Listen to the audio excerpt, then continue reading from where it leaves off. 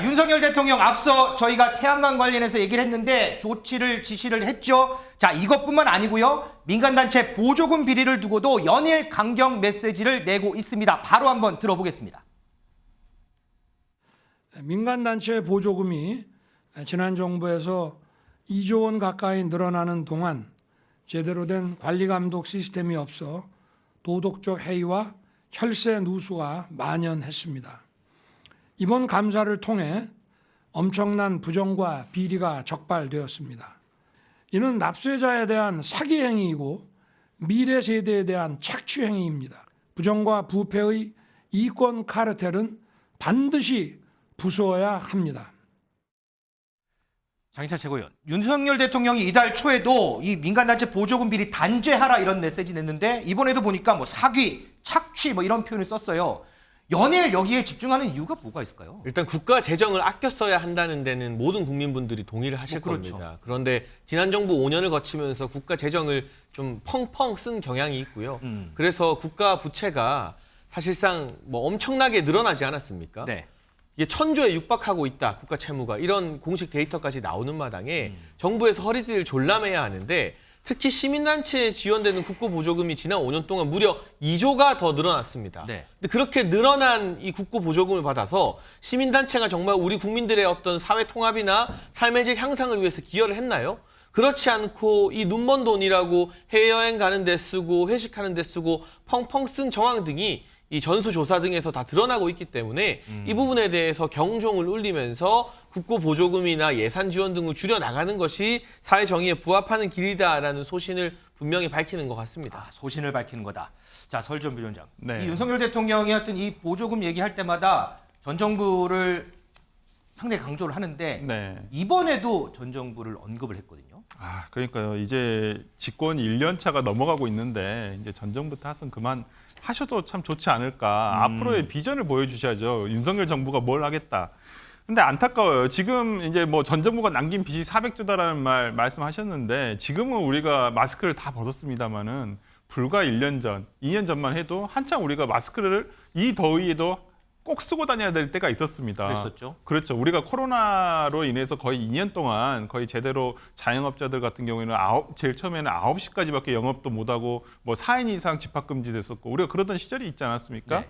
당연히 당시에는 전 세계적으로 코로나 월드였어요. 당시에 우리나라보다 미국이나 일본 같은 경우는 더 재정 지출을 많이 했습니다. 그렇기 때문에 비상시에 재정 지출을 많이 한 것뿐입니다. 그거에 대해서 단순히 400조라는 빚이 늘어났다라고만 얘기하시면 그럼 그동안 우리가 과거에 뭘 했었나요? 그 윤석열 대통령도 당시에 서울지검장, 검찰총장 하시면서도 코로나에 대해서 잘 아시지 않았습니까? 저는 이러한 부분에 대해서 단순히 이렇게 얘기할 게 아니라 전 정부에서 어떠한 상황이었고 그래서 이렇게 쓸 수밖에 없었다는 점 이런 점들도 좀 참고하셔가지고 말씀해 주셨으면 좋겠고 네네. 장해찬 최고가 말씀하신 대로 뭐 보조금을 타가지고 예를 들어서 해외여행을 간다거나 정말 그 목적에 맞지 않게 사용되는 부분에 대해서는 당연히 환수하고 형사적으로 처벌을 해야죠. 저는 그런 부분에 대해서는 다 동의하고요. 하지만 윤석열 대통령께서 너무 전 정부 탓으로만 이런 모든 것을 돌리는 것은 윤석열 정부가 뭘 해갈 것인가에 대한 얘기도 같이 나오셨으면 좋겠다라고 생각합니다. 당시 상황을 좀 더 봐야 한다 뭐 이런 네. 얘기인데 자, 김진희 변호사 이렇게 대통령이 연일 보조금 관련해서 언급을 해요. 그럼 뭐 이 부분도 좀 달라져야 되는 거 아닌가요? 네, 그래서 이제 시행령이 좀 개정이 됐습니다. 어떻게 됐냐면 그 외부 검증을 받는 이제 보조금 기준이 이제 3억에서 1억 원으로 이제 낮아졌습니다. 그럼 지금까지는 어떻게 진행이 되었냐면 기준 이하의 어떤 보조금 같은 경우에 이 보조금을 타간 측에서 각자 이제 정산을 한 다음에 뭐 영수증을 붙이고 이 정산 보고서를 그 관련 공무원한테 제출하면 끝. 이제 이렇게 진행이 돼 있었는데 그럼 이제 실무 공무원분들도 사실 이걸 제대로 막 검증하거나 이런 절차를 거치진 않았어요. 그렇기 때문에 이제는 그게 아니고 최종적으로 보조금을 썼을 때 제출하는 그 정산 보고서를 이제 외부에서 검증을 받는 그런 기준 자체를 3억 원에서 1억 정도로 강화를 해서 훨씬 이제 좀 투명성을 확보한다 이런 정책을 지금 마련을 했고요. 이렇게 하게 되면 과거에 이제 외부 검증 대상이 한 9,000개 정도 기관이 됐다고 합니다. 그런데 이 기준 강화로 인해서 한 4만 개 정도로 늘어나면서 아무래도 보조금 관리의 수명성은 강화될 걸로 보여집니다. 자, 이전보다 더 꼼꼼해지고 더 투명해질 거라고 믿습니다. 자, 그리고 이 보조금 문제를 놓고요. 여당 그리고 전국 장애인 차별철폐연대 전장현이라고 하죠. 이 전장현과의 공방도 거세지고 있습니다. 국민의힘 하태경 의원이요. 전장현이 서울시 보조금을 지하철 시위에 썼다 이렇게 의혹을 제기한 데 이어서 또 다른 의혹 하나를 제기했습니다. 얘기 듣고 오겠습니다. 21년 민주당 경선과 22년 대선 지방선거 때 전국 장애인 부모연대 서울지회에서 조직적으로 선거인단 동원하고 선거운동을 지시하고, 그래서 이게 이제 우리가 법적으로 검토해 보니까 보조금법 위반입니다. 그리고 어떤 후보의 집회나 지지에 그 조직을 통해서 동원하는 것은 위반이에요. 민지숙 기자. 지금 뭐 전국 장애인 부모연대 얘기도 나오는데 이게 도대체 의혹이 구체적으로 어떤 의혹이에요? 네, 바로 이 대선 때 이재명 후보를 조직적으로 지원했다라는 의혹입니다. 이 하태경 의원이 직접 공개한 단체 대화방 메시지가 있는데요. 지난 대선에서 이재명 후보가 낙선을 하자 아쉬운 패배를 했다. 우리가 원하던 결과가 나오지 않았다. 대정부 투쟁을 강조하는 듯한 메시지가 올라왔습니다. 또 작년 지방선거 때도 민주당의 송영길, 조희연 후보에 대한 지지 서명 요청이 이 단체 대화방에 올라오기도 했습니다. 하지만 이 전국 장애인 부모연대 측은요, 네. 이 선거 운동에 전혀 동원된 적이 없고 지급받은 보조금 모두 합법적으로 썼다 이렇게 해명했습니다. 자, 서울주안부위원장. 이번에는 이재명 대표 얘기도 나오네요. 네, 그러니까 이게 아마 그 이재명 대표가 지난 대선 경선 기간 중, 그다음에 대선 본선 기간 중에 아마 그 이 단체로부터 지지 선언을 아마 제가 받은 것 같아요.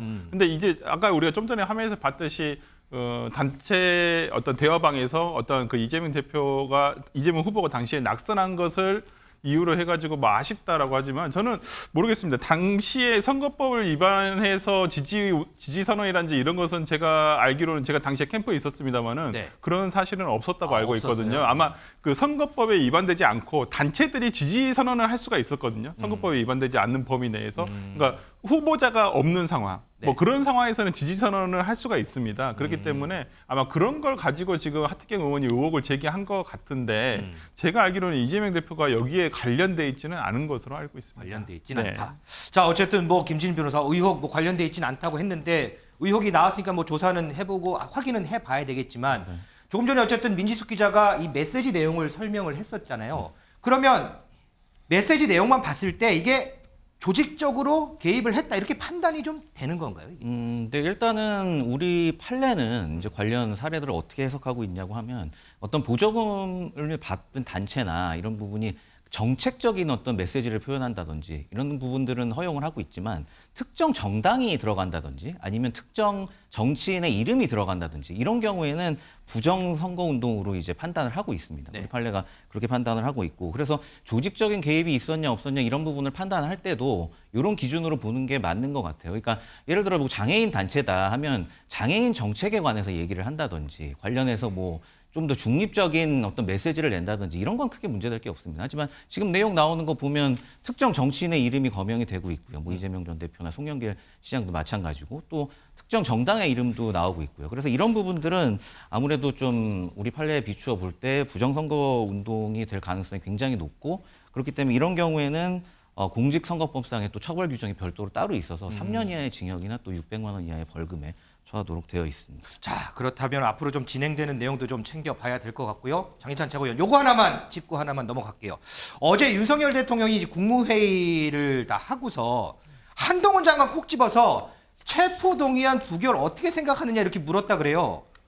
대통령도 이 부분 상당히 좀 챙겨보고 있다 뭐 이런 뉘앙스의 뜻인가요? 워낙 이례적인 일이니까요. 대한민국 역사상 특정 정당에서 이렇게 줄기차게 방탄국회를 가동시킨 전례가 잘 없지 않습니까? 그렇기 때문에 당연히 관심을 가질 수밖에 없는 사안이고 이 체포동의안 표결을 위해서 혐의를 설명하러 가는 게 법무부의 역할이거든요. 그렇죠. 그래서 한동훈 장관이 계속 체포해야 하는 이유, 구속 심사를 받아야 하는 이유에 대해서 설명을 하지 않습니까? 네. 그러니까 주무부처 장관에게 이토록 이례적인 사안에 대해서 업무에 지장이 없는지 확인한 것이고 여기에 대해서 한동훈 장관은 비록 체포동의안이 부결되어도 수사에 영향받지 않도록 잘 준비하겠다. 증거를 상당 부분 수집하겠다라고 딱 업무적인 답변을 했습니다. 그런데 좀 부끄러운 일이죠. 우리 국회가.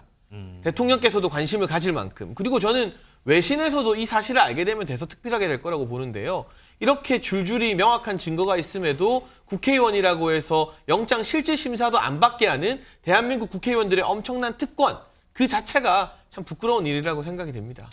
자, 어제 국무회의 이후에 나온 뭐 여러 가지 뒷얘기들이 나와서 그거 한번 짚어봤습니다.